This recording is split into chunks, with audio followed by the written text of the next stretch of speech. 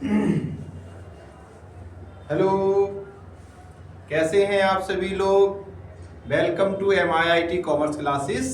और आज हम इस वीडियो के माध्यम से आपको बताने जा रहे हैं इकोनॉमिक्स यानी अर्थशास्त्र का चैप्टर 5 मुद्रा एवं बैंकिंग। क्या बताने जा रहे हैं?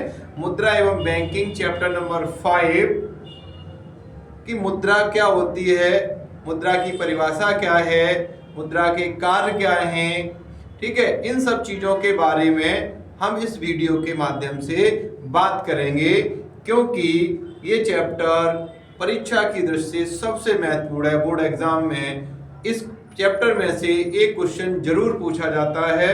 तो हम लोग आज इस बात पर चर्चा करेंगे कि मुद्रा क्या होती है, मनी क्या है, उसके कौन कौन से कार्य हैं, उसकी परिभाषाएं हैं। अलग अलग विद्वानों ने उसकी परिभाषा, अर्थशास्त्रियों ने उसकी परिभाषाएं दी हैं। तो आज हम सब लोग इस बात पर चर्चा करते हैं। तो मुद्रा क्या होती है? मुद्रा ऐसी कोई भी वस्तु होती है। मुद्रा क्या होती है? ऐसी कोई भी वस्तु होती है जिसे विनिमय के माध्यम के रूप में स्वीकार किया जाता है। किसके रूप में स्वीकार किया जाता है? विनिमय के माध्यम के रूप। विनिमय क्या होता है? आपस में वस्तुओं और सेवाओं का अदला बदली की जाती है, उसके माध्यम के रूप में हम उसको स्वीकार करते हैं, तो उसे हम मुद्रा कहते हैं। क्या बताए? मुद्रा ऐसी कोई वस्तु होती है जिसे विनिमय के माध्यम के रूप में या लेन देन के रूप में प्रयोग किया जाता है, उसे मुद्रा कहा जाता है। अगर हम दूसरे, देखो यहाँ पर लिखा हुआ है कि मुद्रा का क्या अर्थ है। मुद्रा का अर्थ मीनिंग ऑफ मनी। तो मुद्रा का आशय ऐसी किसी वस्तु से है जो विनिमय के माध्यम के रूप में स्वीकार की जाती है, उसे मुद्रा कहा जाता है। क्या बताए? मुद्रा का आशय ऐसी किसी वस्तु से है, किसी वस्तु से है जो विनिमय मतलब अदला बदली माध्यम के रूप में स्वीकार की जाती है, उसे मुद्रा कहा जाता है। फिर हम दूसरे शब्दों की अगर हम बात करें तो हम बात करते हैं मुद्रा का आशय ऐसी कोई वस्तु जो सरकार के द्वारा, किसके द्वारा? सरकार के द्वारा मुद्रा घोषित कर दी जाती है, उसे मुद्रा कहा जाता है। मुद्रा द्वारा वस्तु विनिमय की सभी कठिनाइयों को दूर किया गया है। यानी उसके मुद्रा के आ जाने से वस्तु विनिमय की जितनी भी कठिनाइयां थी, वो सारी कठिनाइयां खत्म हो गई हैं। ठीक, तो हम बात करते हैं, ये तो था हमारा मुद्रा का अर्थ। मुद्रा किसे कहते हैं? दूसरे आता है मुद्रा की परिभाषाएं, डेफिनेशन ऑफ मनी। पहला पॉइंट है हर्टले विदर्स ने के शब्दों में मुद्रा वह है जो मुद्रा का कार्य करे। मुद्रा वह है जो मुद्रा का कार्य करे। फिर दूसरा है कॉलबर्न के शब्दों में मुद्रा वह है जो मूल्य मापक और भुगतान का साधन है। क्या है? मूल्य को मापती है और भुगतान के साधन के रूप में प्रयोग की जाती है, तो उसे मुद्रा कहा जाता है। नेप के शब्दों में बताया है कि कोई वस्तु जिसे राज्य द्वारा मुद्रा घोषित कर दी जाए, उसे मुद्रा कहा जाता है या मुद्रा कहलाती है। कोई वस्तु जिसे राज्य द्वारा मुद्रा घोषित कर दी जाए, मुद्रा कहलाती है। तो इस प्रकार हमने अभी क्या सीखा कि मुद्रा का क्या अर्थ होता है और उसकी परिभाषाएं क्या क्या दी हैं अलग अलग अर्थशास्त्रियों ने।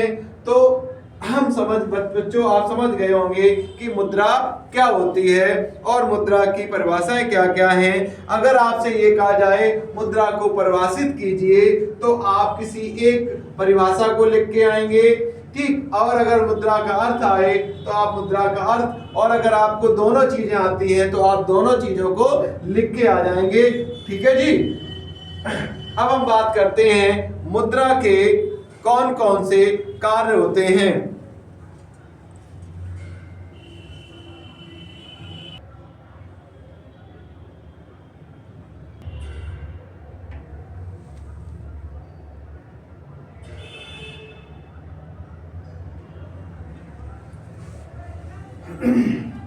अब हम बात करते हैं मुद्रा के कौन कौन से कार्य होते हैं। अभी हम लोगों ने पढ़ा कि मुद्रा का क्या अर्थ है, मुद्रा की क्या क्या परिभाषाएं थी। अब हम बात करते हैं मुद्रा के कार्य की। तो मुद्रा के कार्य कौन कौन से होते हैं? मुद्रा के 3 कार्य होते हैं।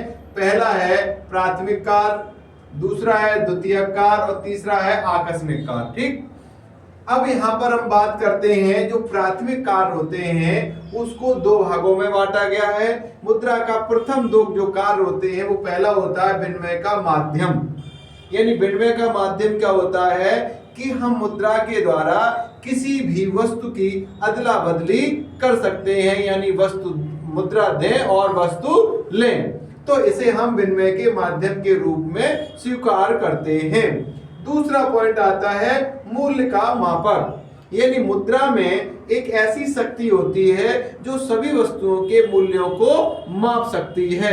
क्या कर सकती है? मुद्रा के मूल्यों को माप सकती है, यानी कि सभी वस्तुओं के मूल्य को मापने में उसमें क्या होती है? मापने की एक शक्ति होती है, पावर ऑफ परचेजिंग। दूसरा, अगर हम बात करते हैं द्वितीयक कार्य की, तो द्वितीयक कार्य में क्या आते हैं? स्थगित भुगतानों, स्थगित भुगतान का आधार। दूसरा पॉइंट है इसका मूल्य का संचय। क्या है? मूल्य का संचय। फिर आता है मूल्य का हस्तांतरण। तो इसमें हम बात करते हैं स्थगित भुगतान का आधार। स्थगित क्या होता है? यानी कि वे भुगतान जो भविष्य में किए जाएंगे। तो वस्तु विनिमय में क्या था कि भविष्य में किस मूल्य पर भुगतान किया जाएगा, क्योंकि वस्तुओं की जो कीमतें होती हैं वो घटती बढ़ती रहती हैं, लेकिन मुद्रा का जो मूल्य होता है वो घटता बढ़ता नहीं है, वो स्थिर रहता है। स्थगित भुगतान का आधार, यानी कि भविष्य में जो भुगतान किए जाएंगे उसको मुद्रा के द्वारा आसानी से किया जा सकता है। मूल्य का संचय, यानी मुद्रा का ये दूसरा कार्य यह है कि कितनी भी मात्रा में हम मुद्रा को संचय कर सकते हैं, क्योंकि उसका मूल्य कभी भी घटता और बढ़ता नहीं है और उसमें किसी भी प्रकार की कोई कमी या वृद्धि नहीं होती है। अब बात करते हैं मूल्य का हस्तांतरण, यानी कि मुद्रा का दूसरा कार्य है।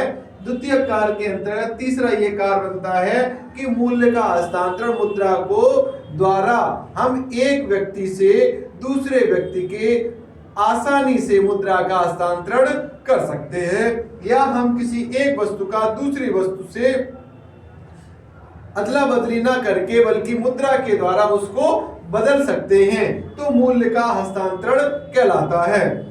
आगे बात करते हैं आकस्मिक कार्य, यानी कि आकस्मिक कार्य क्या होते हैं? जैसे साख का आधार। क्या होता है? साख का आधार, यानी कि मुद्रा के द्वारा साख का आधार बनता है कि मान लीजिए अगर हमने किसी को बेच दिया या उधार दे दिया है तो वह भविष्य में किस आधार पर भुगतान करेगा, यह साख का आधार बनता है। आगे बात करते हैं सामाजिक आय के वितरण का आधार, यानी कि समाज में क्या आय होगी, कितना कितना लोगों के पास मुद्रा होगी, यह मुद्रा का एक कार्य है कि समाज में आय को समान असमान करना मुद्रा के आधार पर निर्भर करती है। अधिकतम संतुष्टि का आधार, अधिकतम संतुष्टि एवं उत्पादन का आधार, यानी कि या ऐसे बोल सकते हैं इसको कि मुद्रा के द्वारा लोगों को जब प्राप्त होती है तो अधिकतम संतुष्टि प्राप्त होती है और यह उत्पादन यानी विभिन्न प्रकार की वस्तुओं के उत्पादन का आधार बनती है, क्योंकि बिना मुद्रा के हम किसी वस्तु का उत्पादन नहीं कर सकते हैं। पूंजी की गतिशीलता में सहायक होती है, यानी कि यह कैपिटल फॉर्मेशन में बढ़ती है और इसके द्वारा हम ज्यादा से ज्यादा बस निवेश करके और चीजों का उत्पादन कर सकते हैं। तो इस प्रकार ये आपके 3 फंक्शन थे, प्राथमिक कार्य, द्वितीय कार्य और आकस्मिक कार्य। प्राथमिक कार्य में आपके आते हैं विनिमय का माध्यम, मूल्य का मापक। द्वितीय कार्य में आता है स्थगित भुगतान का आधार, मूल्य का संचय और मूल्य का हस्तांतरण। तीसरा पॉइंट आता है साख का आधार, सामाजिक आय के वितरण का आधार, अधिकतम संतुष्टि एवं उत्पादन का आधार, पूंजी की गतिशीलता में सहायक। ये इसके कार्य हैं, इसके मुद्रा के कार्य।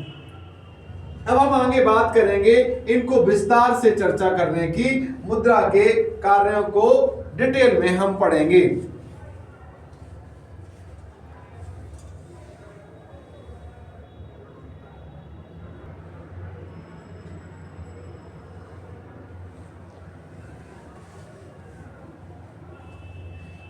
हाँ जी, हम लोग बात कर रहे थे मुद्रा के कार्यों की। तो मुद्रा के कार्य कौन कौन से होते हैं? प्राथमिक कार्य होते हैं, द्वितीयक कार्य होते हैं और तीसरा आकस्मिक कार्य होते हैं, और इसके अंदर अलग अलग कार्य होते हैं। ठीक, तो प्राथमिक कार्य की अगर हम बात करते हैं तो पहला आता है आपका विनिमय का माध्यम। क्या आता है? विनिमय का माध्यम, मीडियम ऑफ एक्सचेंज। यानी कि मुद्रा विनिमय के माध्यम के रूप में कार्य करती है, मतलब अदला बदली के माध्यम के रूप में कार्य करती है।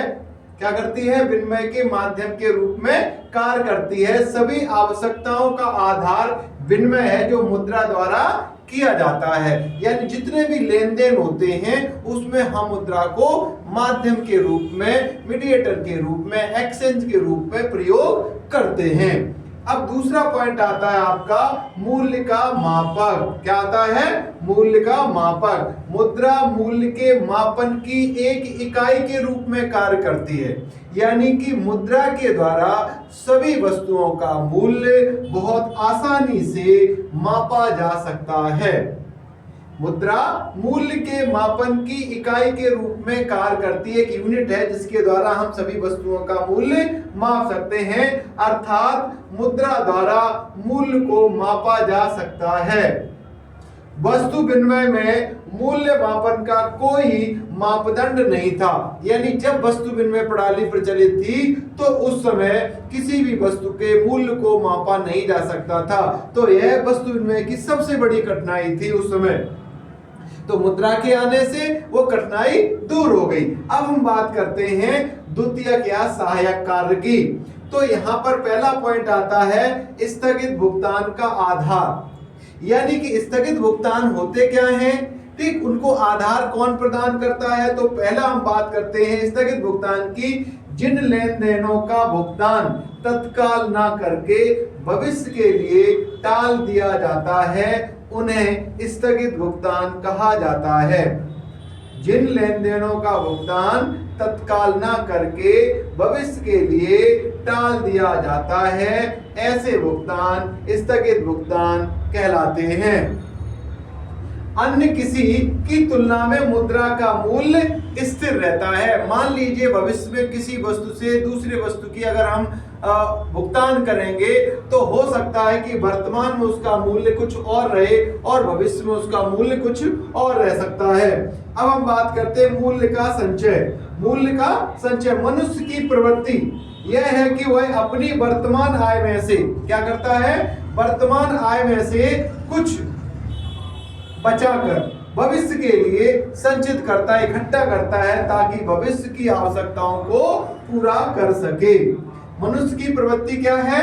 कि यह है कि वह अपनी वर्तमान आय में से कुछ बचाकर भविष्य के लिए संचित करना चाहता है ताकि वह भविष्य की आवश्यकताओं को पूरा कर सके। तीसरा पॉइंट आता है मूल्य का हस्तांतरण। मुद्रा विनिमय का एक तरल साधन होता है। मुद्रा विनिमय का एक तरल साधन होता है, यानी उससे किसी वस्तु को आसानी से अदला बदला जा सकता है। मुद्रा द्वारा मूल्य का हस्तांतरण आसानी से किया जा सकता है। क्या किया जा सकता है? मुद्रा के द्वारा मूल्य का हस्तांतरण आसानी से, बहुत ही सरलता पूर्वक एक व्यक्ति से दूसरे व्यक्ति की ओर आसानी से किया जा सकता है। तो हम बात करते हैं मूल्य के हस्तांतरण की। यानी कि अगर हमें किसी व्यक्ति से कोई वस्तु लेनी होती है तो उस वस्तु को हम ले लेते हैं और उसको उसके बदले में मुद्रा दे देते हैं, अर्थात मुद्रा का हस्तांतरण बहुत आसानी से सफलता पूर्वक किया जा सकता है। तो ये हमारे प्राथमिक कार्य और सहायक कार्य थे। आकस्मिक कार्य की बात करते हैं अब हम।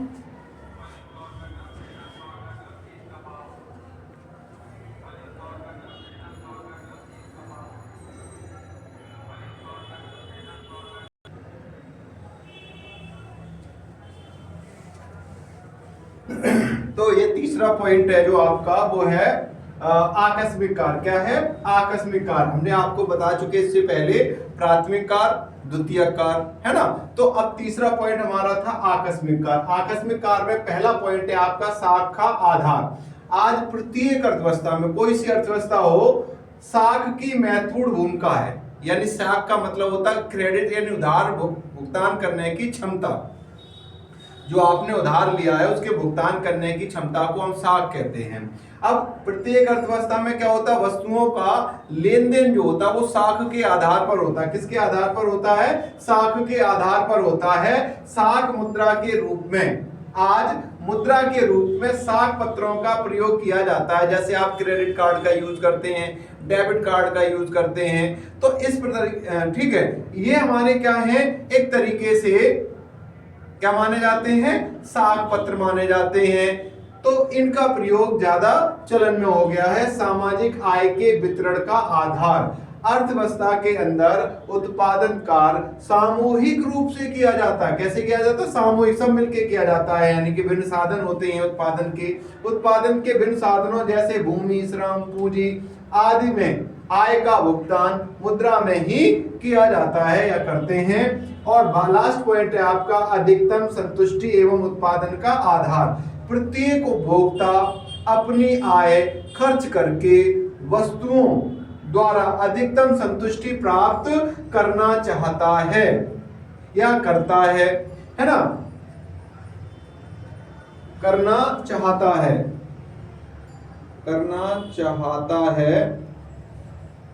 मुद्रा के चलन से यह और अधिक संभव हो पाया है। यानी पहले वस्तु जब मुद्रा नहीं थी तो उस समय क्या होता था कि किसी व्यक्ति को अगर कोई वस्तु की जरूरत है तो वह व्यक्ति उस वस्तु को तब तक उस व्यक्ति को ढूंढता था जब तक उसकी आवश्यकता की वस्तु दूसरे व्यक्ति को चाहिए हो, उसके पास हो, और उसकी वस्तु उसके पास हो। तो ऐसा दोहरे संयोग का अभाव होना बहुत मुश्किल हो जाता था। इसलिए अब आज क्या होगा, मुद्रा के चलन से यह सारी संतुष्टि संभव हो पाई है।